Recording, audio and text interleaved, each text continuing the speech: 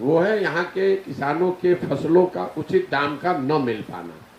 बिहार में सरकारी खरीद की, फसलों की सरकारी खरीद की कोई व्यवस्था नहीं है।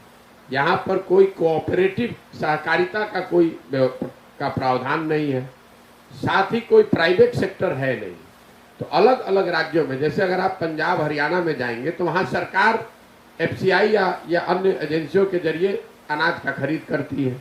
महाराष्ट्र जैसे राज्यों में, गुजरात जैसे राज्यों में कोऑपरेटिव सहकारिता बहुत मजबूत है। कर्नाटक जैसे राज्यों में आप जाएंगे तो कोऑपरेटिव के साथ साथ जो प्राइवेट सेक्टर है, एफपीओ जिसको आजकल कह रहे हैं, फार्मर्स प्रोड्यूसिंग ऑर्गेनाइजेशंस, काफी अच्छा काम कर रहे हैं। बिहार में ये तीनों व्यवस्था नहीं है। इसकी वजह से किसानों को उनके फसल का दाम नहीं मिल रहा है। अभी हम लोग पिछले 6 महीने से जब पैदल चल रहे हैं तो ये वो समय है जब धान की और गेहूं की कटाई हुई है। 90% से ज्यादा लोग ये बता रहे हैं कि धान उन्होंने 1200 से 1500 के दर से बेचा है, जबकि धान का आधिकारिक मूल्य है 2050 रुपया। यही हाल कमोवेश गेहूं का है।